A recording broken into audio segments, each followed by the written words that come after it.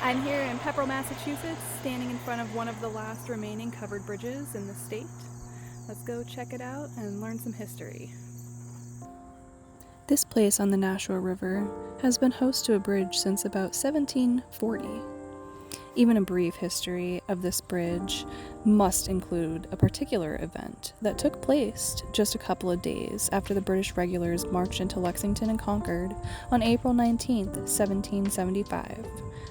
Pepperell, Groton, and Hollis Minutemen responded to that call by the dozens, leaving their wives, mothers, and sisters to deal with the children in the farms and any situations that might arise.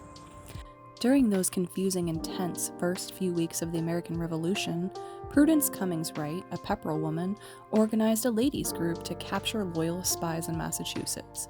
Her husband had just marched off to the siege of Boston in the aftermath of the battles of Lexington and Concord, so had the other husbands of most of the other ladies. Rumors flew that British spies were passing information from Canada to Boston through the town of Pepperell, Massachusetts. She decided to do something about it, even if one of the spies was a blood relation. Prudence Cummings Wright was born on November 26, 1740, in Hollis, New Hampshire, just across the border of Pepperell, Massachusetts. The daughter of Prudence and Samuel Cummings, the town clerk for 22 years, she had 2 sisters and 3 brothers, 2 of whom were Loyalists, also known as Tories. Prudence was a patriot through and through. She married another patriot, David Wright, in 1761, and they lived in Pepperell, Massachusetts, about 20 miles northwest of Concord. He had joined the militia as a private. They had 11 children, though 2 of their children died young. 6-year-old Mary died of a fever on July 1st, 1774, and then on March 11th, 1775, their daughter Liberty died. Prudence, grieving, returned to her parents' home in Hollis, New Hampshire for comfort. While there, she overheard her brother, Samuel, talking to his friend Leonard Whiting, a British Army officer, about passing information to the British. Prudence returned home to Pepperell and gathered the women of the town, organizing them into a militia of about 30 or 40 women called Mrs. David Wright's Guard. The youngest, Elizabeth Hobart, was only 17.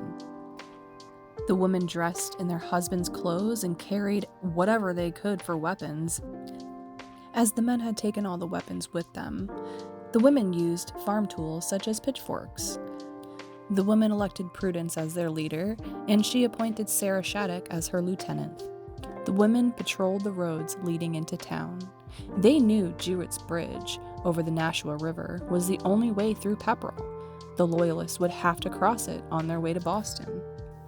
Susan J. Smith, writing for the Pepperell Historical Commission, described what happened. Then they waited at the bridge into the night, shielding the lantern, totally silent, until 2 horsemen approached from the north, she wrote. Taking advantage of surprise, Prudence burst upon them with lantern bright, demanding to know their identity and business. Her brother, Samuel, knew the depths of his sister's commitment to the cause and immediately turned tail to avoid possible fatal injury. Leonard Whiting pushed forward, believing he couldn't be stopped by a bunch of women. He was wrong, of course. Both were dragged off their mounts and searched. Dispatches intended for the British were found. The men were escorted to Solomon Rogers Tavern. There, the prisoners were detained for the rest of the night before being taken to Groton and the Committee of Safety in the morning. The committee gave the 2 men their liberty once they promised to leave the country. Prudence never saw Samuel, her favorite brother, again.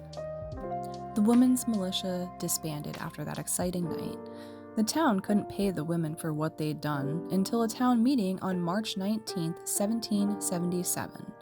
Then, Pepperell voted to pay Wright's Guard for their service. They referred to the volunteer ladies' militia as Leonard Whiting's Guard. Prudence Cummings Wright died on December 2, 1823. Jewett's Bridge has been replaced several times, and a covered bridge now stands at the crossing, along with a stone marker memorializing Prudence Cummings Wright, a true American patriot who changed the course of U.S. history that night, and is still remembered and talked about to this day. She is truly an icon of women's history. About 70 years later, at an 1845 town meeting, it was voted to build a new bridge at this location, like the one in Hollis placed over the Nashua River called Runnels Bridge. This was a covered bridge. Captain Levi Parker was chosen to build the covered bridge, for which he was to be paid $1,200. Plus, he would be given the old bridge. The Bridge Committee, believing the existing piers to be sound, did not contract for their replacement. The town meeting apparently meant the bridge to be exactly like Runnels Bridge, even though that bridge cost $2,200 to construct, $1,000 more than paid to Parker. At a town meeting after the bridge was completed, the Bridge Committee reported in detail how the Pepperell Bridge was inferior to the Hollis Bridge, citing items such as floor timber dimensions, and that Parker's carpentry was inferior. Parker's roof was superior to Runnels, in that he used chestnut shingles on both slopes, while Runnels Bridge south slope was pine, and just the north side was chestnut.